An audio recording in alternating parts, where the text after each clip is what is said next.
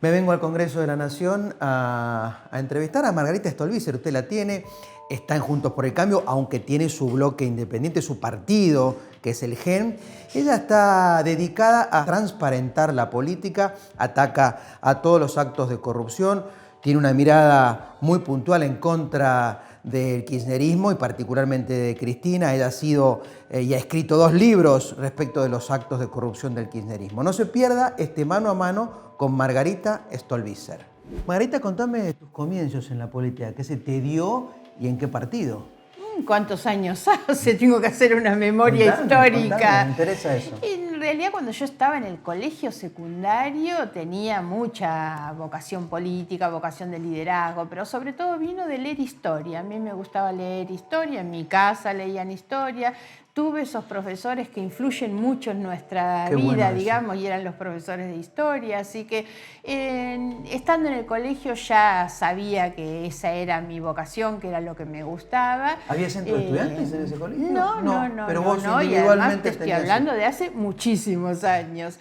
Y entonces ni bien terminé, me afilié al radicalismo. Me afilié a la Unión Cívica Radical enseguida, bueno, y ahí transité. Yo tuve, creo que 35 años de militancia dentro del Partido Radical y pasé en ese momento la etapa de la dictadura también, militando casi en la clandestinidad y demás. Y bueno, y después con la recuperación democrática con Raúl Alfonsín, yo accedí a mi primer cargo público, siendo muy joven, que fui directora de Acción Social en la Municipalidad de Morón. ¿Tu línea era más alfonsinista o más de la ruista? Alfonsinista, sí. Y dentro del sector de Alfonsín, Movimiento Renovación y Cambio, yo milité siempre con Federico Storani. ¿Qué pasó que después de tantos años de militancia dentro del radicalismo, te independizaste, hiciste tu propio partido? Sí, y además yo cumplí dentro del radicalismo 2 mandatos como diputada nacional. Mis primeros 2 mandatos, estoy en el 5º, fueron dentro del radicalismo, digamos. En realidad, después del 2001 hubo sin ninguna duda, y esto fue compartido por el conjunto de la sociedad, un cuestionamiento muy fuerte a la vida de los partidos políticos. Los partidos políticos se habían convertido en máquinas electorales para ubicar gente y habían perdido vocación de transformación. ¿Por qué se lo llevan? ¿Qué están haciendo? ¿Por qué se lo llevan? ¿Por qué le pega al detenido? ¿Por qué le pega al detenido, hijo de puta? ¡Hijo de puta! ¡Hijo de puta!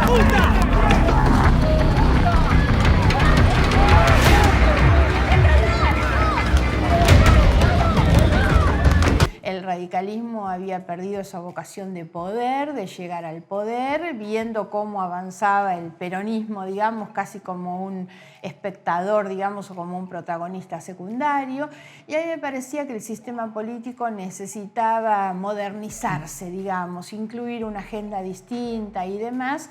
Esto fue compartido en ese momento por muchos militantes del radicalismo y fuimos realmente una gran cantidad los que salimos. Primero habíamos fundado dentro del radicalismo un sector interno, digamos, como una corriente interna, y después decidimos nuestro desprendimiento en el año 2007, que es cuando nosotros decidimos acompañar a Carrió.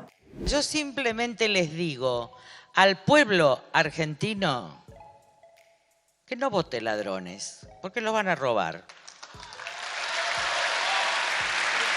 Segundo, que no voten la impunidad de todos, de los empresarios, de los políticos, porque si no, no hay Argentina posible.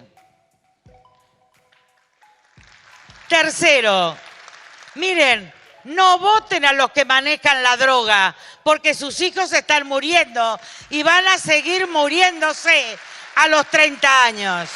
Tanto Elisa Carrió como vos se caracterizaron por denunciar actos de corrupción, ¿no es cierto? Al kirchnerismo particularmente. Vos tenés escrito libros, inclusive, sí, de los actos de corrupción kirchnerista.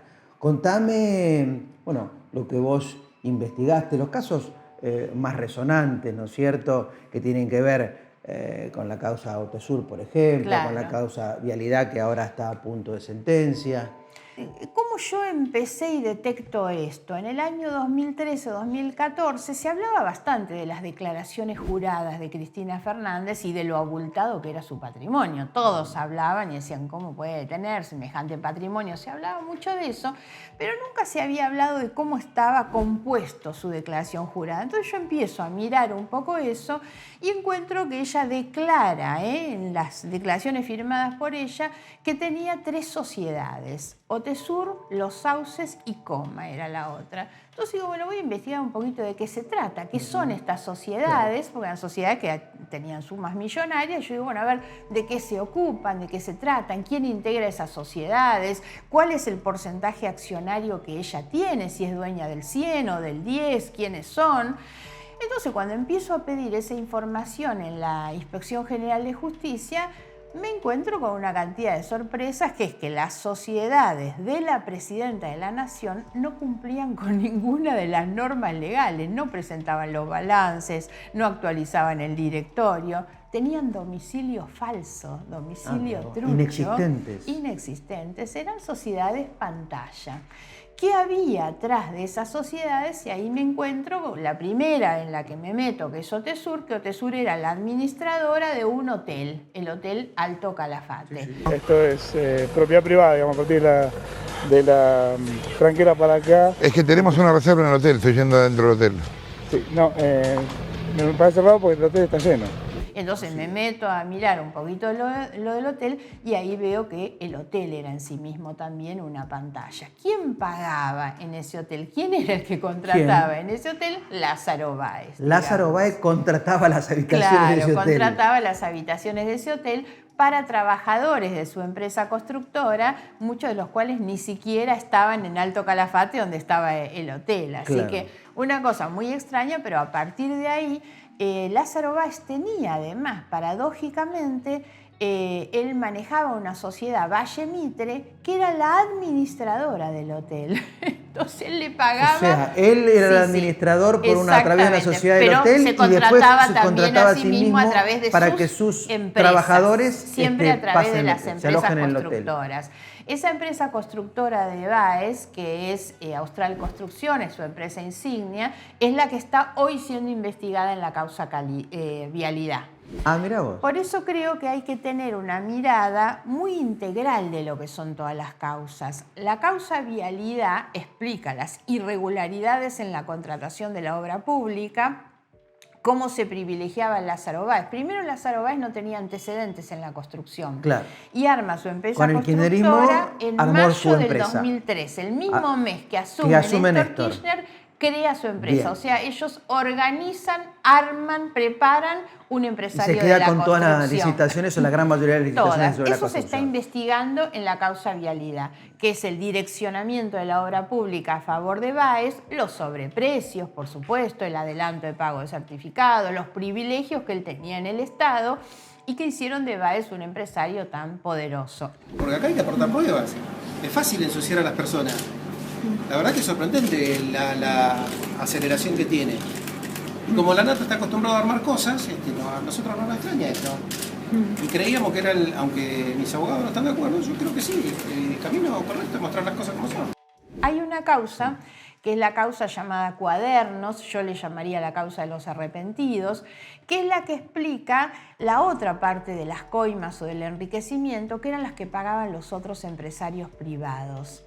Esa causa donde los empresarios fueron arrepentidos y todos confesaron a quién le pagaban. Que los obligaban a pagar una parte. Claro, a quién le pagaban, a quién le daban la plata, a quién la transportaba, dónde la entregaban. Pero volviendo ahí a Lázaro Báez, para que me quede cerrado, vos decís que entonces él, digamos, asumía las licitaciones para hacer las construcciones, ¿no es cierto?, de la obra pública.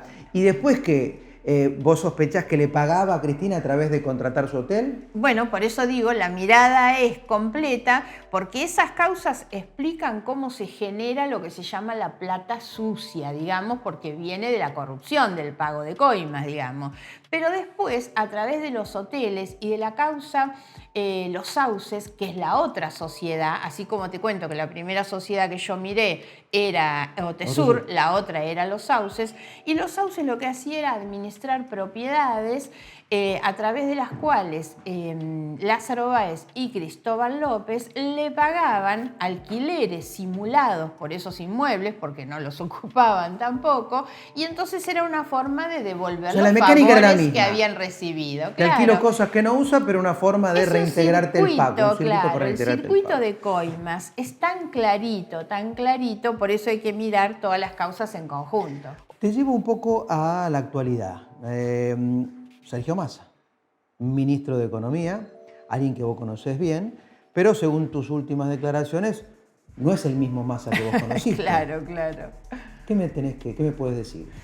No, a ver, cuando yo digo no es el mismo que yo conocí, porque cuando yo hice un acuerdo electoral con Massa, que fue en el año 2017, yo no tengo con él una relación ni previa ni posterior al 2017, pero él venía de haber enfrentado al kirchnerismo en el 2013, cuando él rompe y saca el 40% en la provincia, en el 2015 como candidato a presidente, él había sido, salió tercero, yo fui candidata a presidenta también, y gana Macri. O sea, él había enfrentado al kirchnerismo, venía con una trayectoria que lo acercaba bastante a lo que yo venía planteando. La Argentina que viene es la Argentina del Estado eficiente.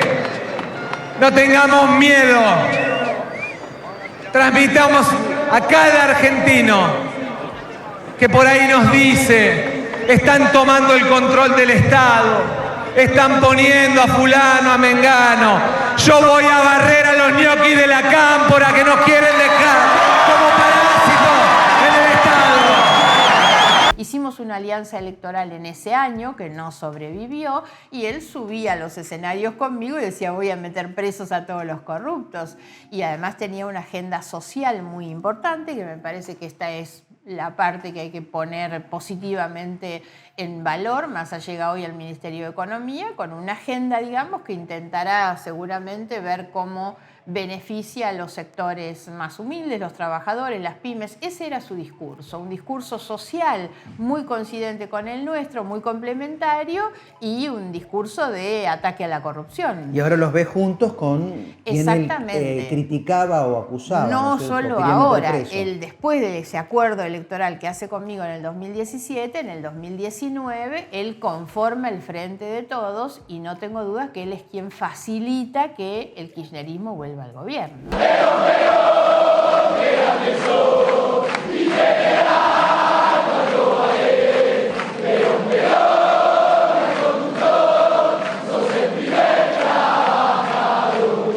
Muchas gracias y con ustedes Alberto Fernández, el nuevo presidente de la Argentina.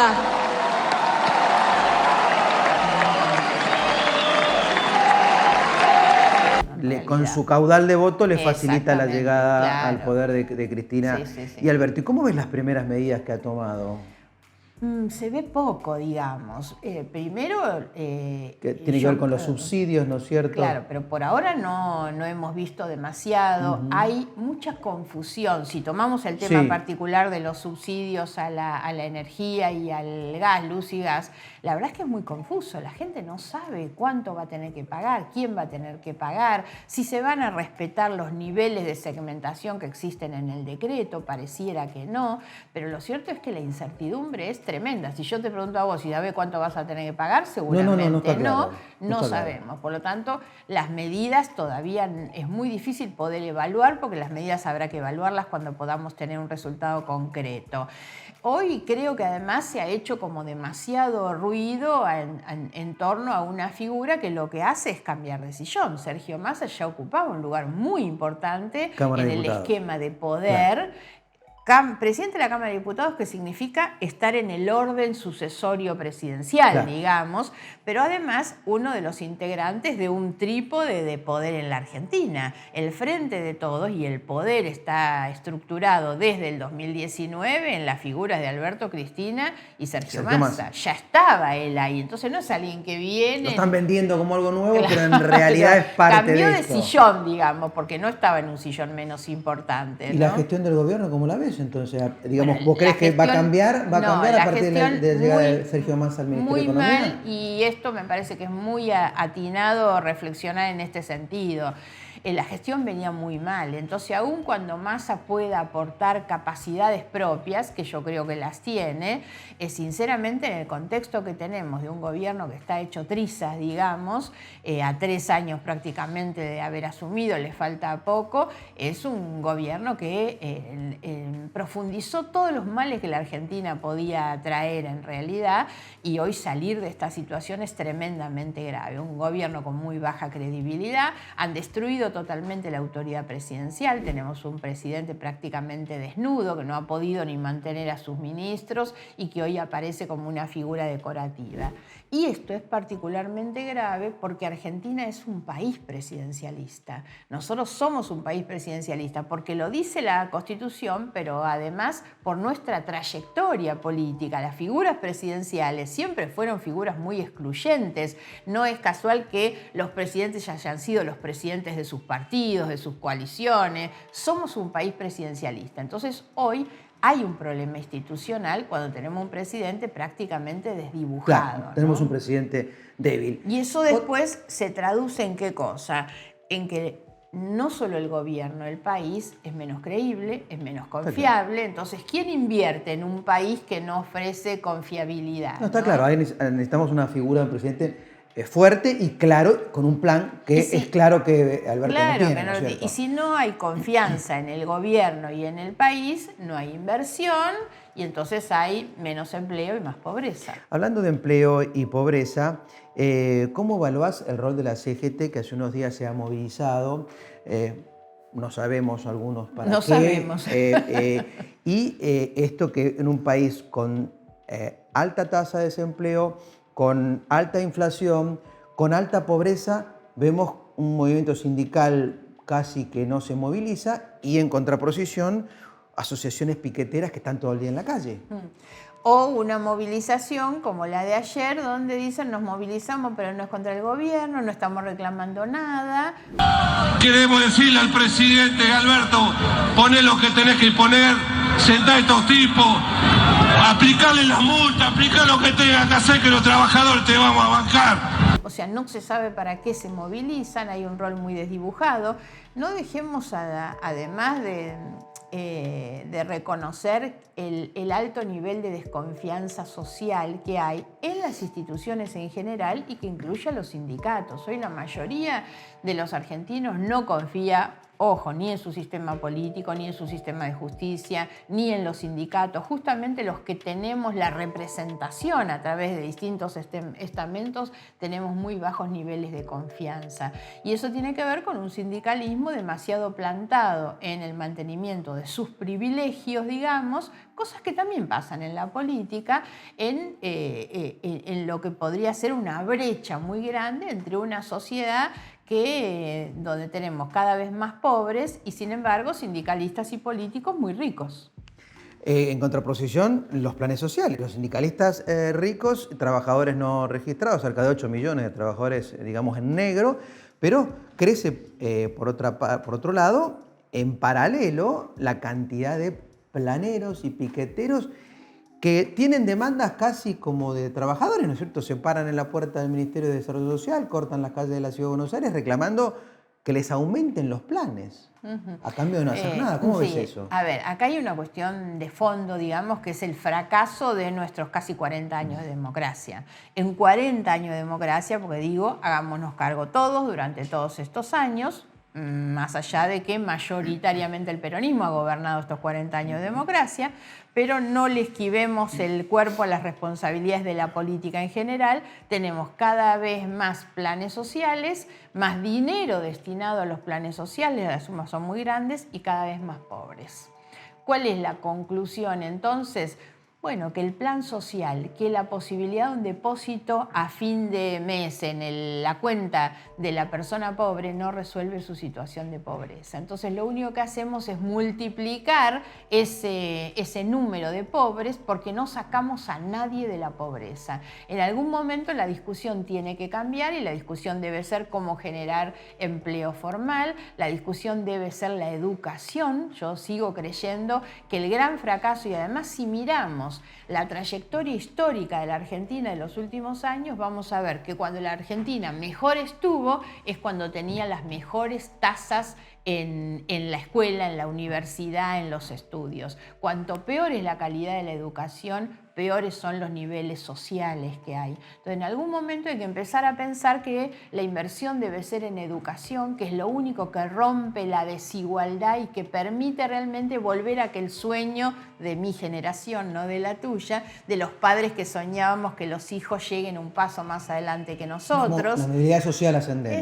Exactamente.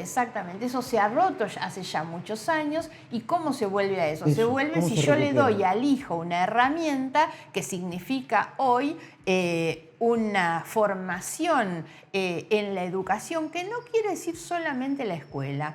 Hoy hay algunas experiencias muy focalizadas que se hacen en algunos municipios, Rosario, Mendoza, donde, por ejemplo, se forma a los jóvenes de los sectores más vulnerables en lo que se llama los oficios digitales. Hace muchos años, en mi época, nosotros decíamos, bueno, el que no puede terminar la escuela, hay que llevarlo a una escuela de oficios. Y entonces ahí aprendí a trabajar la madera, los zapatos, la construcción. Hoy los oficios que abren una puerta de trabajo son los oficios digitales. Entonces hay estados que le ofrecen la capacitación, la computadora, por supuesto, los instrumentos para poder desarrollar, digamos, una capacidad que les permita salir de pobres. Y esos oficios, esa educación, digamos, modernizada, actualizada, ¿la oposición la tiene en agenda? También, digamos, la oposición entiende que el cambio es a través de la educación terminar con los planes sociales. Si bien vos tenés un bloque independiente de Juntos por el Cambio, no, pero esto es o sea, nosotros ingresamos a Juntos por el Cambio el año pasado y yo repito mucho que fue por una puerta de comodidad que nos ofreció Facundo Manes. Basta de líderes que dividen. No podemos construir esto desde Cristina dividiendo a los ciudadanos ni de Macri. Yo creo que ninguno de los dos líderes pueden convocar a una nueva mayoría, que es la que necesitamos. Esto tiene que ser desde el centro popular. Y Facundo es hoy sin ninguna duda la persona que mejor transmite esta idea cuando él habla de la revolución del conocimiento, ¿no? Y de que el camino para salir de toda esta situación sin duda es el acceso al conocimiento, es la inversión en la ciencia, en la técnica. Eso es una parte central de nuestro programa de gobierno. Para nosotros poner la educación en el centro de la agenda pública, de la agenda política. Pero hablo de educación, insisto, no es solamente la escuela. La escuela hay que dotarla de otros contenidos. No puede ser que los chicos en la escuela estudien lo mismo que estudiábamos nosotros hace 50 años. Ya que lo mencionaste. Y para eso hay que mejorar la formación de los institutos docentes. ¿Cómo formamos a los maestros para que los maestros formen a los jóvenes? Ya que lo mencionaste, ¿tu candidato es Facundo Manes para el 2023? Sí, yo creo que es la persona no solo que está en las mejores condiciones, y nunca lo hago en desmedro de los demás, porque la verdad es que hay muchos y muy buenos candidatos y a mí no me asusta cuando a veces dicen, bueno, pero tienen muchos. No hay problema que haya muchos, eso es una demostración de fortaleza, no de debilidad, porque además vos tenés la elección paso que ese día se resuelve. Y yo la verdad es que no digo que Larreta no sea un muy buen candidato a presidente, pero me parece que Manes responde no solo por sus cualidades personales propias, que por supuesto las tiene, sino porque estamos en un contexto con muy baja credibilidad de la política en general, donde la sociedad busca a alguien que se le parezca un poco más, que puede interpretarla de otra manera. ¿No importa que hace poco llegó a la política? No, porque si algo ha demostrado Manes es que tiene una trayectoria de dedicación a cuestiones de la educación, de la ciencia, de la salud realmente, y además siempre hay que pensar que la figura presidencial es la figura inspiradora de un proyecto, pero nosotros repetimos mucho que el proyecto es un proyecto colectivo. Todos los presidentes llegan obviamente para una gestión que se lleva a cargo con una cantidad de gente que está preparada para acompañar ese proceso, y es muy importante reconocer esto. No hay grandes liderazgos en la Argentina. Entonces, a la falta de esas personalidades, de un Alfonsín, digamos, eso se resuelve sin ninguna duda pensando en un proyecto colectivo y en un equipo. ¿Macri podría tener un segundo tiempo? Macri tiene un segundo tiempo como líder de su espacio político. A mí me da la impresión que lo que la sociedad está demandando es un paso hacia adelante, no hacia atrás. Y eso es lo que creo hoy que aporta Facundo. Bueno, ya la vio, ¿no es cierto? Recorrimos rápidamente sus inicios en la política, su militancia en el radicalismo, la creación de sus partidos, su dedicación o su obsesión en contra de los actos de corrupción, su mirada respecto de Cristina. Como siempre, usted tiene la última palabra. Gracias, Gracias, Margarita. muchas gracias.